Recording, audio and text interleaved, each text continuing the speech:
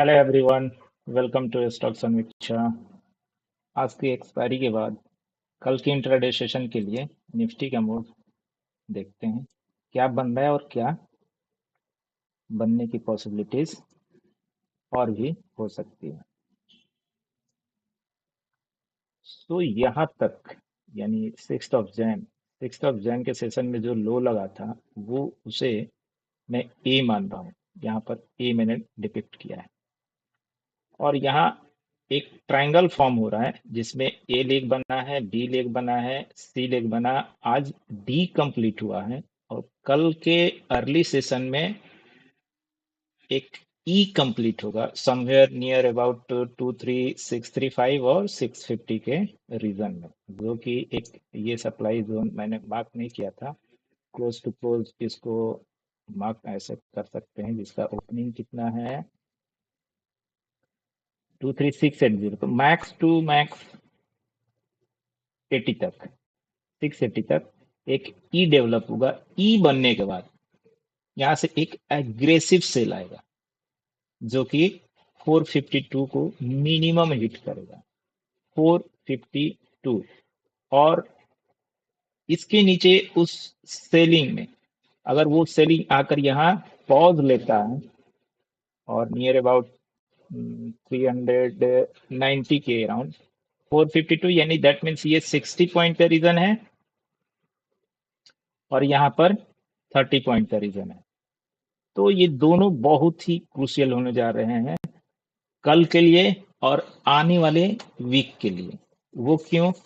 यहाँ से ये सेलिंग देगा और यहाँ से ये बाइंग अपॉर्चुनिटी रहेगा।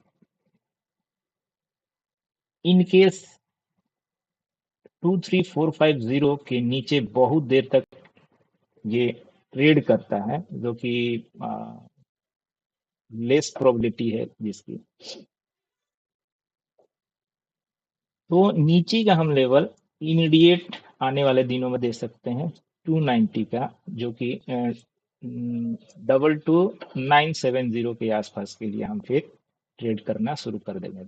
उस सीन में क्या होगा कि 23450 एक मेजर रेसिस्टेंस का काम करेगा। बार बार जब अगले वीक में प्राइस यहाँ जब जाएगा तो सेलिंग आएगी, जो कि टारगेट बनेगा 22975। एक बात करते हैं कि जब ये यहाँ से एक एग्रेसिव, जिसमें ऑलमोस्ट एक ही मूव में 650 तक ये अगर आ जाता है तो अगेन हम 24,000 के लिए ट्रेड कर सकते हैं। 24 इस रीजन के लिए हम फिर टारगेट कर सकते हैं, बिकॉज कि उस सीन में फिर ये एक ए बनेगा और यहाँ पर ये बी टर्मिनेट होगा। अगेन हम एक सिमिलर लेग फ्लैट करेक्शन में सी बनाएंगे। सी ये इम्पल्सिव नेचर का होगा, लाइक दिस वन। ये जो बना है एक करेक्टिव नेचर है, जिसमें बी जो है ट्रायंगल फॉर्म कर रहा है। एंडिंग इसका कॉम्प्लेक्स का जो करेक्शन है उसमें इंड हो रहा है ये एक ट्रायंगल के साथ में। तो आफ्टर ट्रायंगल एक मूव शार्प आता है और उस ट्रायंगल के टारगेट अचीव होने के बाद एक बहुत ही शार्प डाउनफॉल आता है। तो ये नहीं है कि ये सी लेग इंपल्सिव बनकर यहाँ तक जाएगा तो ये इंपल्स में कन्वर्ट कर जाएगा, जी नहीं। यहाँ से अगेन ये मैंने यहाँ इसको मार्क किया हुआ है, ये तो यहाँ के लिए है, इस ई के लिए है कि यहाँ से एक सेलिंग आएगा फॉर इंट्राडे। सिमिलरली जहाँ पर इसका ट्रायंगल का टारगेट कंप्लीट होगा, दैट मीन्स सी टर्मिनेट होगा, वहां से एक एग्रेसिव सेल देखने को मिलेगा और वो लास्ट सेलिंग होगा इस करेक्शन का। दैट मीन्स वो समवेयर नियर अबाउट अपने बजट टाइम तक जा सकता है और उस पीरियड तक वो एक्सटेंड हो सकता है। इंडिकेटर के बारे में बात करें तो एक ट्रायंगल फॉर्मेशन जहां होता है वहां पे इंडिकेटर एक रेंज में प्ले करता है। तो यहाँ पर रेंज इजिली देखने को मिल रहा है। अगर आपको ट्रेंड पहचानने में दिक्कत हो रही है तो जब भी ये इंडिकेटर इस रेंज से बाहर आए उस डायरेक्शन का आप ट्रेड ले सकते हैं, जो कि आपको प्रॉफिटेबल बनाकर रहेगा। निफ्टी के बारे में इतना ही। थोड़ा सा डिस्कशन आज बैंक निफ्टी का भी कर लेते हैं।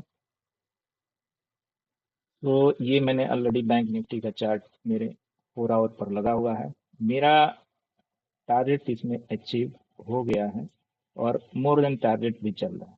मेरा इधर टारगेट था नियर अबाउट 767 तक था, और वहां से मैं बुलिश व्यू बनाया हुआ था। बट बुलिश व्यू बनाने के लिए कोई अभी कैंडल पैटर्न कंफर्मेशन नहीं दिया। So bank Nifty max to max 48681 इसका टारगेट हम देख सकते हैं। बुलिश व्यू बनाने के इसमें लॉजिक क्या है, इसको जब मैंने कन्वर्ट किया लाइन चार्ट पर, और ये इस पर चैनल जब ड्रॉ किया है, और ये एबीसी एक फॉर्मेशन है, तो इस चैनल को इसने ऑलरेडी ब्रेक डाउन दे दिया है, जो कि एक करेक्शन कंप्लीशन का साइन होता है।